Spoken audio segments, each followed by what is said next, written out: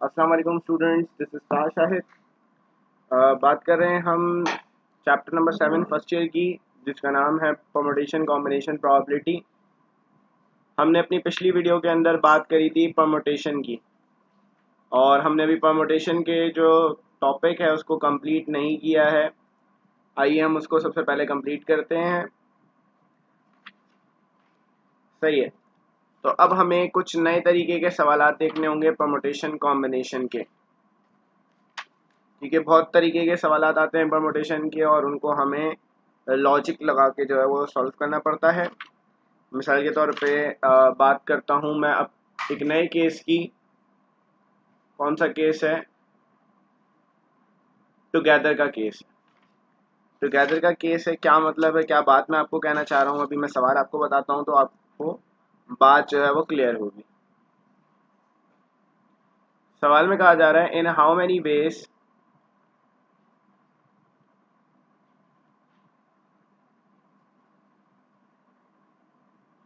Can 3 English, 2 Urdu and 2 Sindhi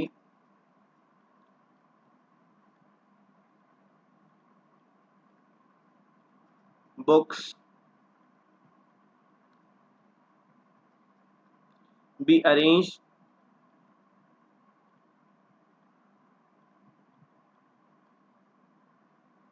on a shelf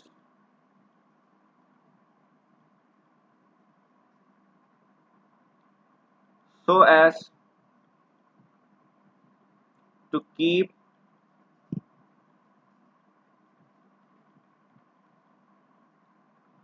all the books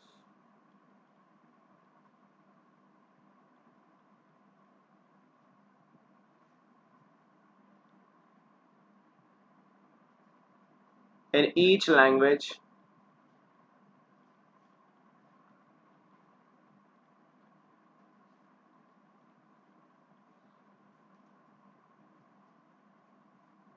together। सही है, together का case मैंने आपको कहा जा रहा है कि 3 इंग्लिश, 2 उर्दू और 2 सिंधी की बुक्स हैं। इनको ऐसे अरेंज करना है कि सेम सब्जेक्ट जो है वो साथ रहे, टुगेदर रहे। तो मैं कह रहा हूँ भाई, इंग्लिश की 3 बुक्स हैं, E1 E2 E3। मिसाल के तौर पे उर्दू की 2 बुक्स हैं, U1 U2, और आपके पास हिंदी की 2 बुक्स हैं, S1 और S2। बच्चों, जब भी टुगेदर की बात होती है तो करना क्या है, जब भी हमें किसी चीज़ को साथ रखना है तो हम करेंगे क्या, उसको बांध देंगे। इंग्लिश की बुक्स को साथ रखना है तो इंग्लिश की बुक्स को मैं बांध दूंगा, अब ये वन कंसीडर होगा। उर्दू की जितनी बुक्स हैं इनको साथ रखना है तो इनको बांध दूंगा, तो ये भी वन कंसीडर होगा। सिंधी की जितनी बुक्स हैं इनको बांध दूंगा, ये भी वन कंसीडर होगा। तो बच्चों, जिन चीज़ों को साथ अरेंज करना होता है, टुगेदर अरेंज करना होता है, तो उनको हम बांध के वन कंसीडर करते हैं। आइए नंबर ऑफ वेज देखते हैं कैसे निकलेंगे। अब काउंट करेंगे कितनी वैल्यूज हो गई, 1 2 3 वैल्यूज हो गई। जितनी वैल्यूज हैं उसका फैक्टोरियल मल्टीप्लाई कराएंगे। इस बॉक्स में जितनी वैल्यूज हैं ये आपस में अरेंज हो सकती है। E1 यहाँ जा सकता है, E2 उधर जा सकता है, मतलब ये हो सकता है अभी E1 E2 E3 है, तो ये हो सकता है E2 E1 E3, ये हो सकता है E2 E3 E1। मतलब आप इन 3 बुक्स को जब साथ रख रहे हैं तो इनको आप आपस में इनकी पोजीशन को चेंज कर सकते हैं। तो बच्चों, करना क्या है, जो बॉक्स के अंदर जितनी वैल्यूज हैं, मतलब सबको एक कंसीडर करा, 1 2 3 हो गया। 3 का फैक्टोरियल मल्टीप्लाई कराएंगे इस बॉक्स में जितनी वैल्यूज हैं उसके फैक्टोरियल से, 3 फैक्टोरियल से, और इस बॉक्स में जितनी वैल्यूज हैं उसके फैक्टोरियल से, मतलब 2 फैक्टोरियल, और इस बॉक्स में जितनी वैल्यूज हैं उसके फैक्टोरियल से, मतलब 3 फैक्टोरियल। इनको मल्टीप्लाई करा देंगे। 3 फैक्टोरियल हमारे पास क्या है, 6 मल्टीप्लाई बाय 6। 2 फैक्टोरियल हमारे पास 2 के बराबर है, तो यहाँ पे 36 मल्टीप्लाई होगा 4 से। 36 को 4 से मल्टीप्लाई करके देखते हैं क्या रिजल्ट आ रहा है हमारे पास। तो इसका रिजल्ट हमारे पास आ जाएगा 144।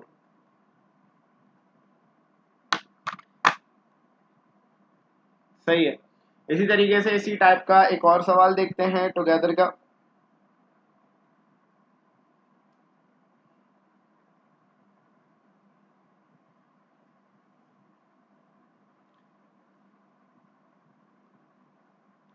सवाल में कहा जा रहा है, in how many ways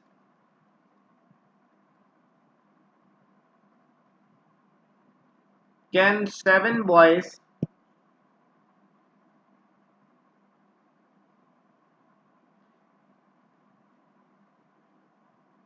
be arranged in a row so that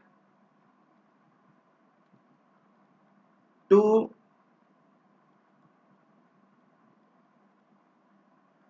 particular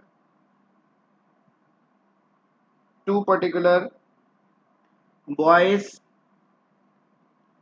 are next to each other। यहाँ पे भी टुगेदर की बात हो रही है। नेक्स्ट टू ईच अदर का मतलब यही है कि आपको दो पर्टिकुलर बॉयज को साथ रखना है। अब कैसे उनको साथ रखें? 7 बॉयज हैं, B1 B2 B3 B4 B5 B6 B7। सही है। मतलब इन 7 लड़कों में दो जो है ना वो बहुत ही पक्के दोस्त हैं। उन्होंने कहा कि भाई अगर हम कहीं बैठेंगे तो हम साथ बैठेंगे चाहे कुछ भी हो जाए। तो हमें डिसाइड करना होगा वो दो कौन से पक्के दोस्त हैं। तो B1 और B2 को मैं कह देता हूँ कि ये दो बहुत पक्के दोस्त हैं, बैठेंगे तो साथ बैठेंगे। अब जिनको साथ रखना है उनको बांध देंगे, 1 कंसीडर करेंगे। तो ये कितनी वैल्यूज हो गई? 1 2 3 4 5 6। जितनी वैल्यूज हैं उसका फैक्टोरियल। तो ये हो गया 6 फैक्टोरियल। मल्टीप्लाई कराएंगे बॉक्स में जितनी वैल्यूज हैं उसके फैक्टोरियल से। बॉक्स में कितनी वैल्यूज है? 2 वैल्यूज हैं, तो मल्टीप्लाई करा देंगे 2 फैक्टोरियल से। तो इसका रिजल्ट हमारे पास क्या आएगा? 720 मल्टीप्लाई बाय 2। तो ये आ जाएगा 1440 नंबर ऑफ वेज हमारे पास आ जाएंगे। तो हमारे पास इसका आंसर ये हो जाएगा। तो आप लोगों को बात समझ आ रही होगी टुगेदर की कि जब भी हमें साथ रखना होगा तो हम ये काम करेंगे।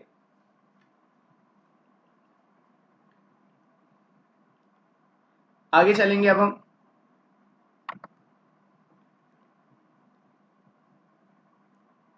अगला केस है नेवर टुगेदर का।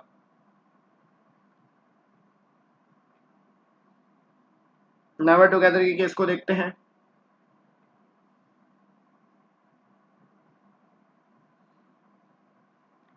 कहा जा रहा है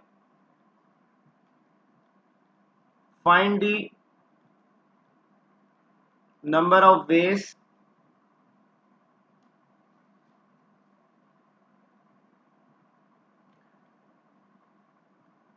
in which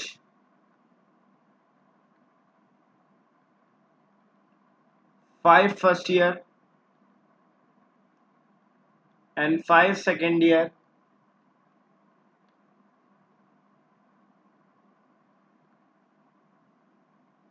students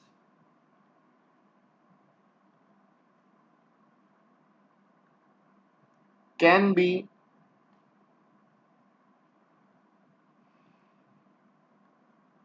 seated on a bench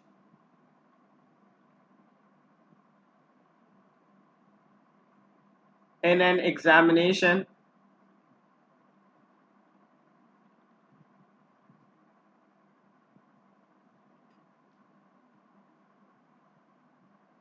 so that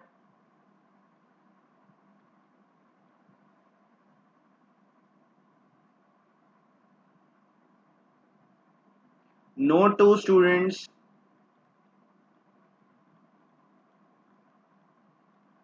no two students of the same class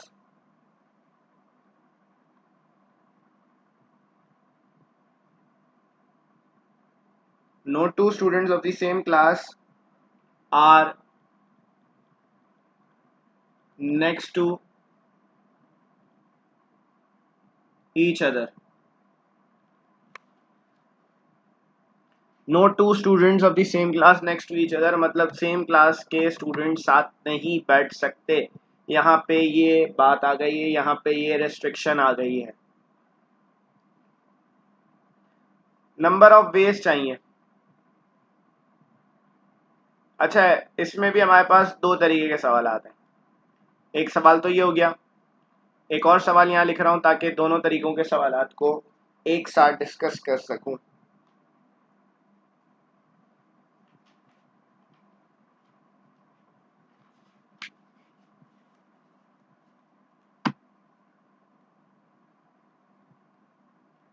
seven papers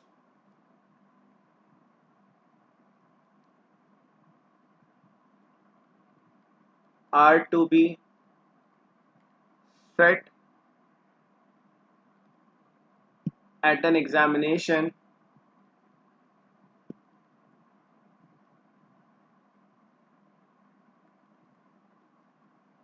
two of which are on algebra and calculus. In how many ways can the paper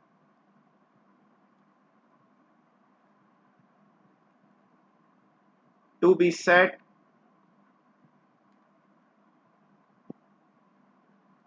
so that these two papers are not consecutive? अब यहाँ पे दो तरीके के सवाल आते हैं। ये दोनों के दोनों नेवर टुगेदर वाले ही हैं, लेकिन इनमें दो टाइप्स हैं। एक में कहा जा रहा है कि अलजेब्रा और कैलकुलस को साथ नहीं रखना, टोटल 7 पेपर्स हैं। सही है, तो टोटल 7 पेपर्स हैं जिनको मैं कह सकता हूँ ABCDEFG,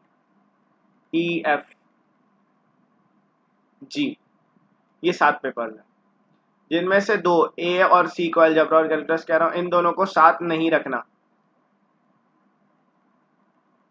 सही है, तो जिनको साथ नहीं रखना उनकी तादाद कितनी है? 2 है, और बाकियों की तादाद कितनी है? 5 है। दोनों की जो तादाद है वो सेम नहीं है। यहाँ पर आ जाए तो 5 फर्स्ट ईयर और 5 सेकेंड ईयर स्टूडेंट्स हैं, मतलब 5 फर्स्ट ईयर के स्टूडेंट्स हैं, 5 सेकेंड ईयर के स्टूडेंट्स हैं, जिनको साथ नहीं रखना, उनकी तादाद सेम है। जब भी तादाद सेम होगी तो बहुत ही आसान रास्ता है इसको करने का। इसकी एग्जाम्पल देता हूँ, अगर आप इसको डेली एग्जाम्पल से समझे कि किस तरीके से सवाल सॉल्व होगा। मिसाल के तौर पे मेरे पास थे 10 स्टूडेंट्स, मैंने 10 के 10 स्टूडेंट्स को क्लासरूम से बाहर निकाल दिया। मैंने फर्स्ट ईयर के स्टूडेंट्स को बोला पहले क्लास के अंदर आओ और एक एक सीट छोड़ के बैठ जाओ। तो फर्स्ट ईयर के जो स्टूडेंट्स हैं वो 5 हैं, और उनके सामने जो है वो 5 सीटें होंगी एक एक छोड़ के अगर वो बैठेंगे। तो 5 स्टूडेंट्स हैं, 5 सीटें होंगी, तो वो 5 स्टूडेंट्स 5 फैक्टोरियल वेज में अरेंज हो जाएंगे।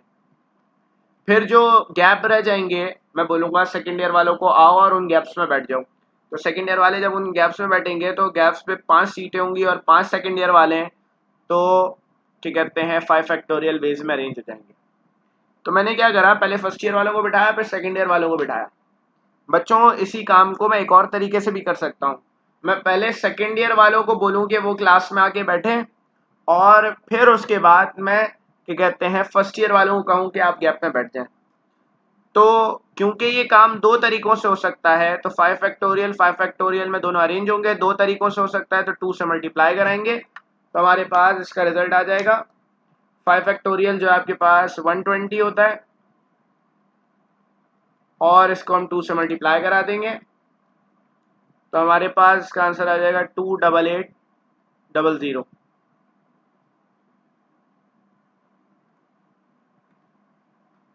यहाँ पर आ जाए, क्योंकि इन दोनों की तादाद सेम नहीं है, दो पेपर्स ऐसे हैं जिनको साथ नहीं रखना, 5 ऐसे हैं जिनको हम कहीं भी रख सकते हैं। तो अब हम करेंगे क्या, हम दोनों पेपर्स को साथ रखेंगे। हम नंबर ऑफ वेज निकालेंगे पहले टुगेदर के, सही है, टुगेदर के नंबर ऑफ वेज निकालेंगे। टुगेदर के नंबर ऑफ वेज कैसे निकालेंगे, जिनको साथ रखना है उसको 1 कंसीडर करेंगे। अलजेब्रा और कैलकुलस को साथ रखना है तो 1 कंसीडर किया, 1 2 3 4 5 6, तो टोटल कितनी वैल्यूज हो गई, 6 फैक्टोरियल। मल्टीप्लाई कराएंगे बॉक्स में जितनी वैल्यूज हैं, इस बॉक्स के अंदर कितनी वैल्यूज हैं, 2 वैल्यूज हैं, तो 2 के फैक्टोरियल से मल्टीप्लाई करा देंगे। तो हमारे पास इसका रिजल्ट आ जाएगा 6 फैक्टोरियल मतलब 720 मल्टीप्लाई बाय 2, तो हमारे पास का रिजल्ट आ जाएगा 1440। ये है टुगेदर का रिजल्ट, सही है। अब बच्चों ये 7 के 7 पेपर कितने तरीकों से सेट किए जा सकते हैं, टोटल 7 पेपर कितने तरीकों से सेट किए जा सकते हैं, 7 फैक्टोरियल वेज। क्योंकि बेटा आपके पास 7 पेपर हैं तो 7 दिन होंगे, मतलब 7 जगहें होंगी उनको अरेंज करने के लिए। तो जब भी आपके पास जितनी वैल्यूज हों और उतनी ही जगहें मौजूद हों उनको अरेंज करने के लिए, तो हम क्या करते हैं, उसका रिजल्ट निकालने के लिए उन तमाम वैल्यूज मतलब उनकी जो तादाद है उसके साथ फैक्टोरियल लगा देते हैं। 7 फैक्टोरियल हमारे पास का रिजल्ट आएगा, 7 फैक्टोरियल हमारे पास 5040 के बराबर है। अब 5040 के अंदर तमाम अरेंजमेंट्स आ गई हैं, इसके अंदर टुगेदर की अरेंजमेंट भी है, इसके अंदर नॉट टुगेदर की अरेंजमेंट भी है। तो हम इसमें से टुगेदर अगर निकाल दें इसमें से तो हमारे पास नॉट टुगेदर का रिजल्ट आ जाएगा, मतलब 5040 में से हम माइनस करा देंगे 1440 को, तो हमारे पास ये इसका आंसर आ जाएगा। उम्मीद है कि ये बात आपको समझ आई होगी। आगे चलेंगे अब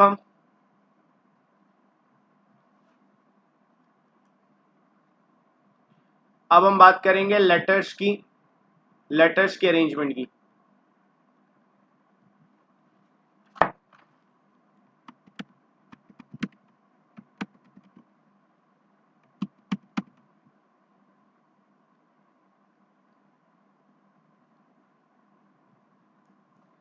सही है, तो लेटर्स की अरेंजमेंट की अब हम बात करने जा रहे हैं। अब इसके अंदर भी क्या होती हैं, दो चीज़ें होती हैं, दो तरीके के केसेस हैं। केस नंबर 1 है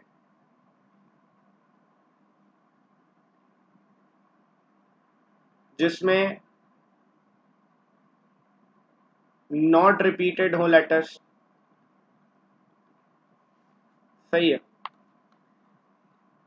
लेटर्स नॉट रिपीटेड हो।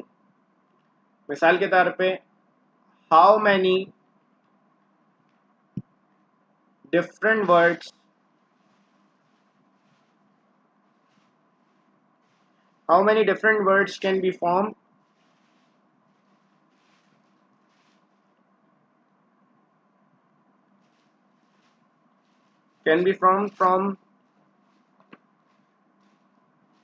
from the letter from the letters of the word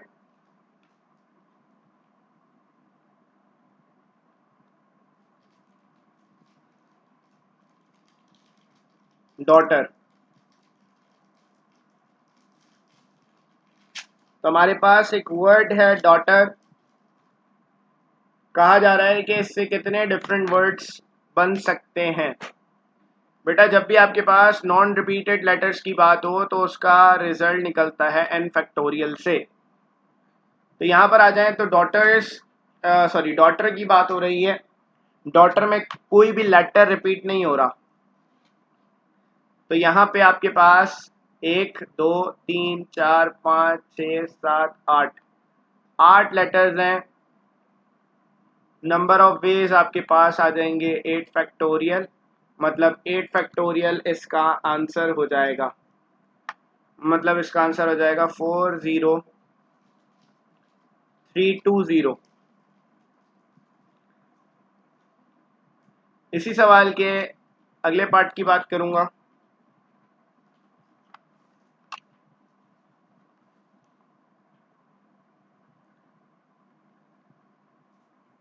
in how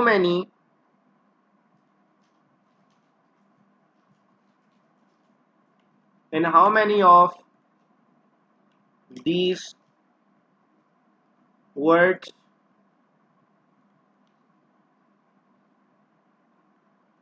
vowels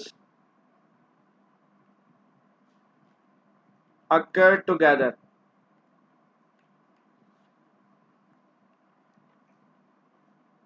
सही है, टुगेदर की बात आ गई है। तो डॉटर जो वर्ड है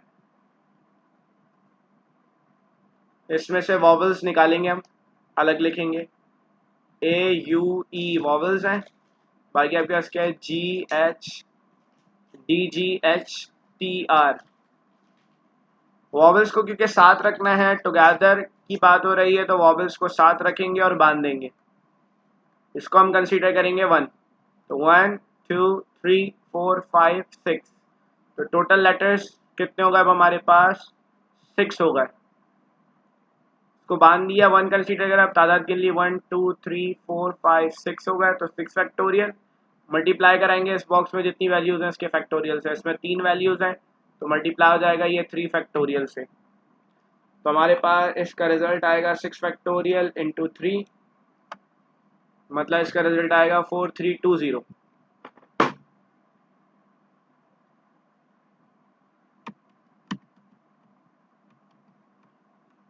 पार्ट 2 की बात करूंगा अब मैं। पार्ट 2 में क्या कहा जा रहा है,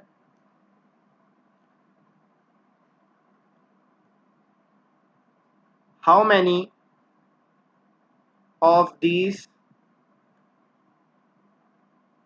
words sorry how many of these will begin with D? How many of these will begin with D? कितने D से स्टार्ट होंगे? तो बच्चों D को फिक्स किया जा रहा है पहली पोजीशन पर।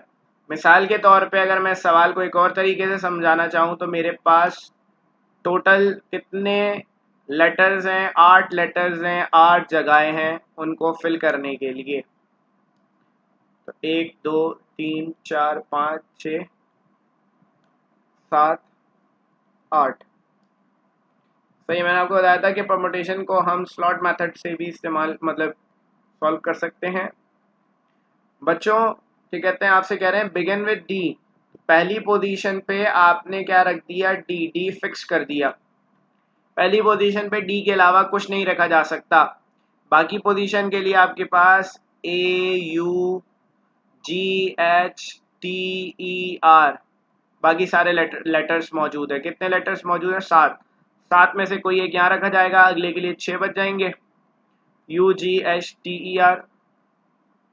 6 में से कोई एक यहाँ रख दिया जाएगा, अगले के लिए 5 बच जाएंगे, GHTER। फिर 4, फिर 3, फिर 2, फिर 1, जो कि क्या हो जाएगा हमारे पास 7 फैक्टोरियल, और वो बराबर हमारे पास 5040 के। या दूसरा रास्ता ये है कि क्योंकि कह रहे हैं कि बिगिन विद डी, मतलब डी को आपको क्या करना है, डी को आपको फिक्स करना है फर्स्ट पोजीशन पर।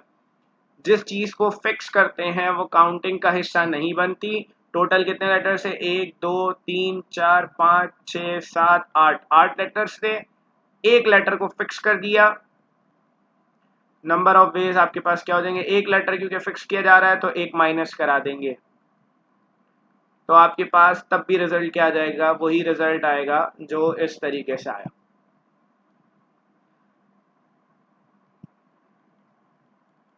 पार्ट 3 की बात करेंगे अब हम।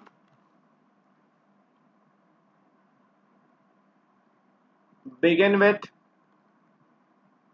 डी और टी। बेटा और का मतलब होता है एडिशन करानी होगी हमें, डी के लिए अलग रिजल्ट्स निकालने होंगे, टी के लिए अलग निकालने होंगे और एडिशन करानी होगी। बिगिन विथ डी की अगर बात करें, बिगिन विथ डी की अगर बात करें तो 8 लेटर्स हैं, डी को पहली पोजीशन पर फिक्स कर रहे हैं, तो इसका रिजल्ट आएगा आपके पास 8 माइनस 1 फैक्टोरियल, मतलब 7 फैक्टोरियल। अगर हम बात करें बिगिन विथ टी की, तो नंबर ऑफ वेज क्या हो जाएंगे, अब बेटा आपको क्या करना है, आपको टी को पहली पोजीशन पर फिक्स करना है। तो टोटल 8 लेटर्स हैं, जिनमें से कितनों को फिक्स कर रहे हैं, एक को फिक्स कर रहे हैं। 7 फैक्टोरियल और 7 फैक्टोरियल, क्योंकि बीच में और लिखा हुआ है, और का मतलब है दोनों रिजल्ट्स को ऐड कराएंगे, मतलब 5040 प्लस 5040, जो कि हमारे पास आ जाएगा 11080। ये हमारा इसका आंसर हो जाएगा।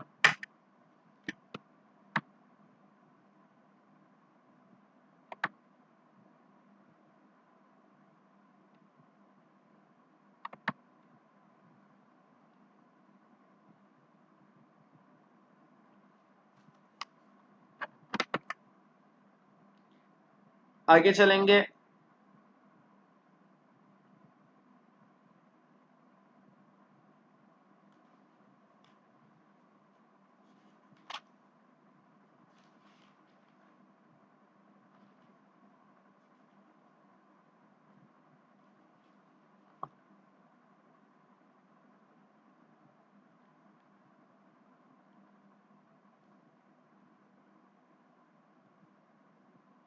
How many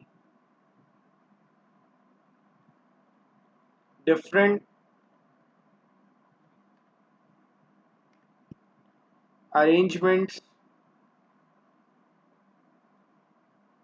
can be made by using all the letters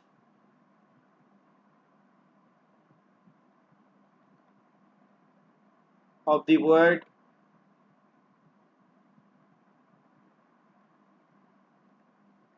equation?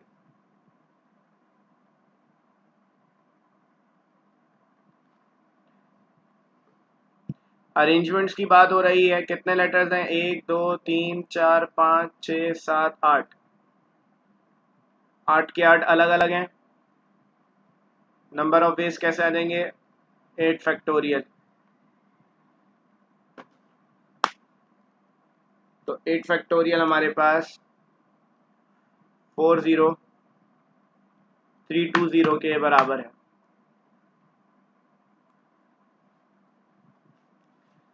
Case 2 की बात करेंगे।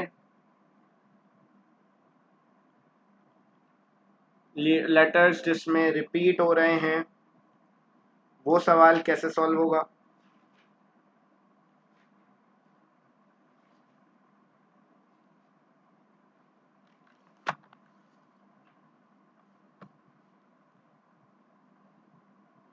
बुक का ये थ्योरम भी है।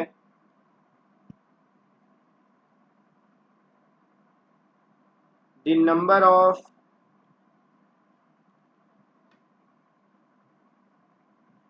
distinct permutations of n things taking all at a time when r of them are alike of one kind,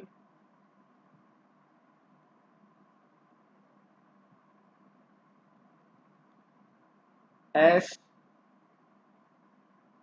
of them alike of another kind,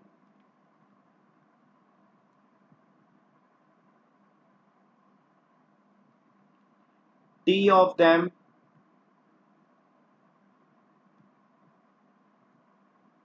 alike of a third kind,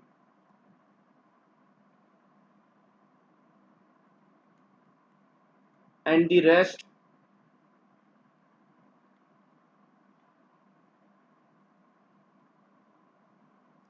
if any, all different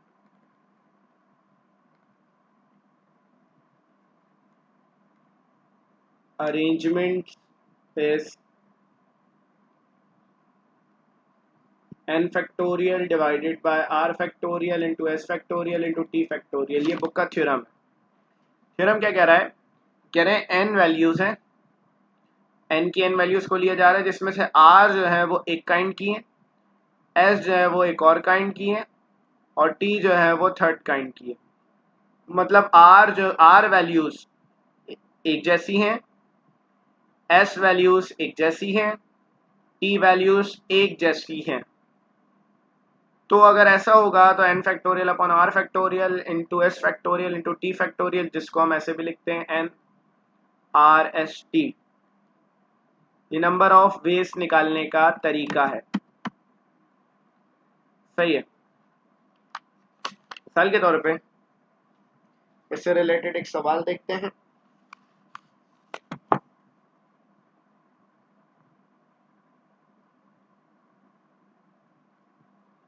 कहा जा रहा है find the number of different signals which can be made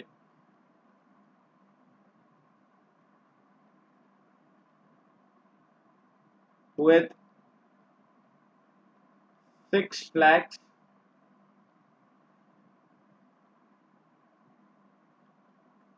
2 of which are white, 2 black and 2 red। All the 6 flags being used every time। तो बच्चों बात को समझिएगा, total 6 flags हैं, नंबर ऑफ वेज चाहिए, क्योंकि टोटल 6 फ्लैग्स हैं तो 6 फैक्टोरियल आ गया। जिनमें बात हो रही है रिपीटेशन की, बात को समझिएगा, रेड रेड, ब्लैक ब्लैक और वाइट वाइट। अगर मैं इस रेड को उधर रख दूं और इस रेड को उधर रख दूं, ब्लू को ब्लैक को उधर रख दूं और इस ब्लैक को उधर रख दूं, वाइट को उधर रख दूं और इस वाइट को उधर रख दूं, तो क्या कोई फर्क पड़ेगा? कोई फर्क नहीं पड़ेगा। रेड पहले आ जाएगा, जबकि पहले भी रेड मौजूद है, बाद में भी रेड मौजूद है, तो कोई फर्क नहीं पड़ेगा। जब वैल्यूज सेम होती हैं, जब भी उनमें रिपीटेशन होती है, तो अरेंजमेंट डायरेक्ट नहीं निकाली जा सकती। हमें क्या करना पड़ता है, जितनी वैल्यूज रिपीट हो रही हैं, यहाँ पे कौन कौन सी वैल्यूज हैं, 2 ब्लैक, 2 वाइट है, 2 ब्लैक है और 2 रेड है, तो 2 वाइट मतलब 2 फैक्टोरियल, अलग 2 फैक्टोरियल इसका, और क्योंकि ये भी रिपीट हो रही है तो अलग 2 फैक्टोरियल इसका। इसको लिख सकते हैं 6 2 2 2, तो 6 factorial divided by 2 factorial into 2 factorial into 2 factorial. 6 factorial आपके 720, 720 डिवाइडेड बाय 8, तो आपके पास इसका रिजल्ट आ जाएगा 90 डिफरेंट फ्लैग्स बन सकते हैं, डिफरेंट अरेंजमेंट बन सकती हैं, सॉरी डिफरेंट सिग्नल्स बन सकते हैं 90।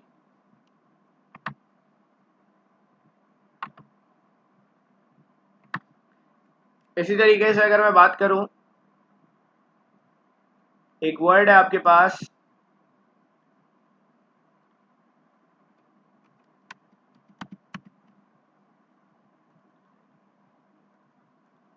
मैथमेटिक्स। इस वर्ड को कितने तरीकों से अरेंज कर सकते हैं? इसमें अगर हम बात करें नंबर ऑफ एम्स, एम कितने, एक है। नंबर ऑफ एस कितने हैं, 2 हैं ए। नंबर ऑफ एम, सॉरी 1 नहीं है, 2 है। नंबर ऑफ टीज कितने टी हैं, 2 हैं। नंबर ऑफ एच एक है। नंबर ऑफ ईज कितने हैं 1, नंबर ऑफ आईज कितने हैं 1, नंबर ऑफ सीज कितने हैं 1, और एस कितने हैं आपके पास 1। तो टोटल कितनी वैल्यू हो गई, 2 2 4 2 6 7 8 9 10 11। तो नंबर ऑफ बेस की अगर हम बात करें तो ऊपर आ गया 11, 2 2 और 2 रिपीट हो रहे हैं, जितने रिपीट हो रहे हैं उनसे डिवाइड कराएंगे। 3 दफ़ा 2 है तो 3 दफ़ा 2 से डिवाइड करा देंगे, सॉल्व कर लेंगे इसको।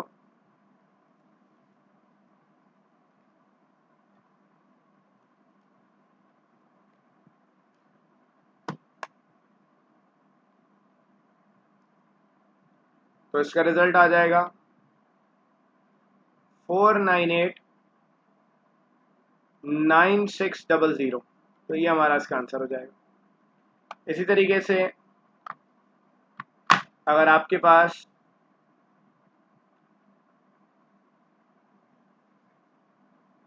कोई और लेटर है, सॉरी कोई और वर्ड है, जैसे कि आपके पास लिखा हुआ है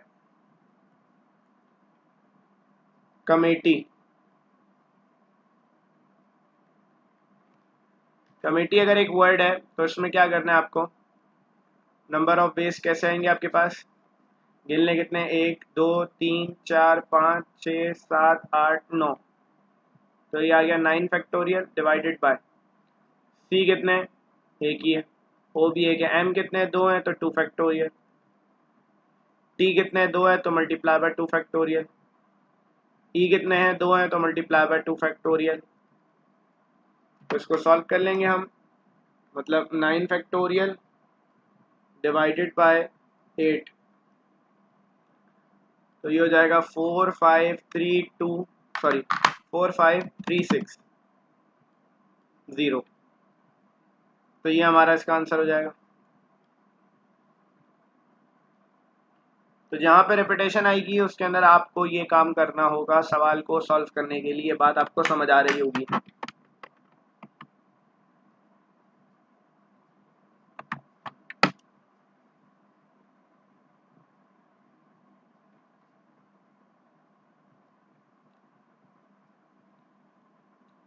अच्छा, परमुटेशन की दो टाइप्स है हमारे पास।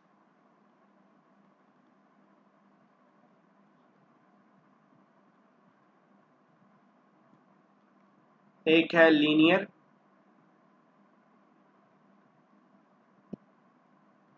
परमुटेशंस, लीनियर अरेंजमेंट्स, और दूसरी है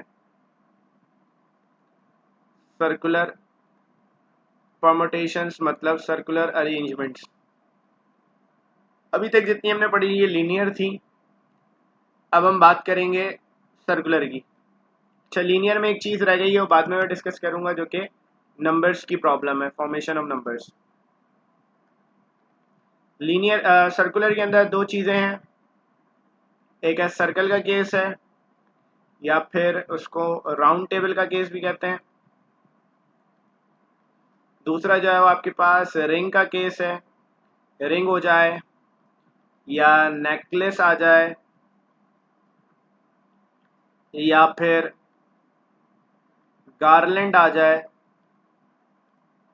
या फिर कीज आ जाएं।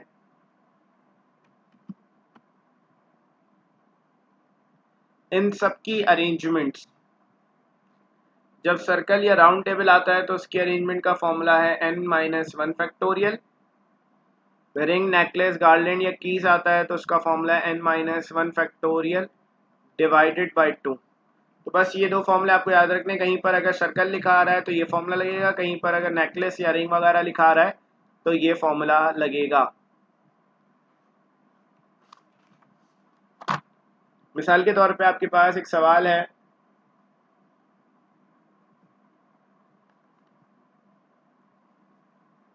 Find the number of base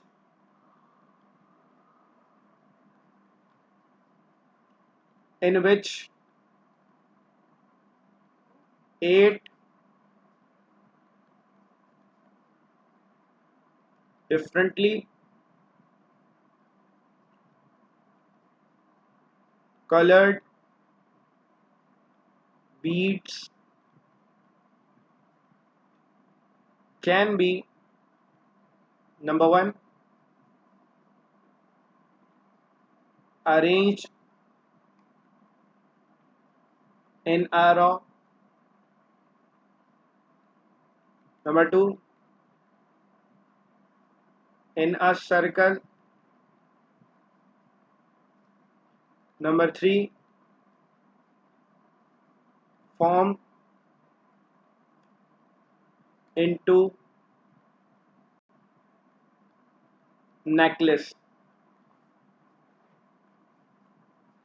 raw की बात आ रही है तो रॉ के लिए डायरेक्ट फॉर्मूला लगेगा n फैक्टोरियल मतलब 8 फैक्टोरियल।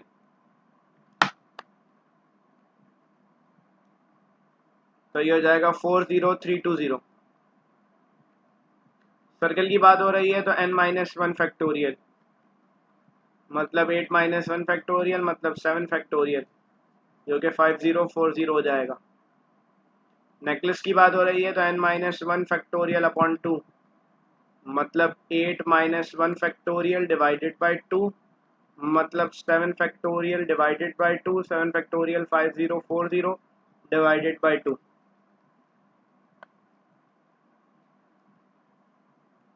तो ये आपके पास आ जाएगा 2520।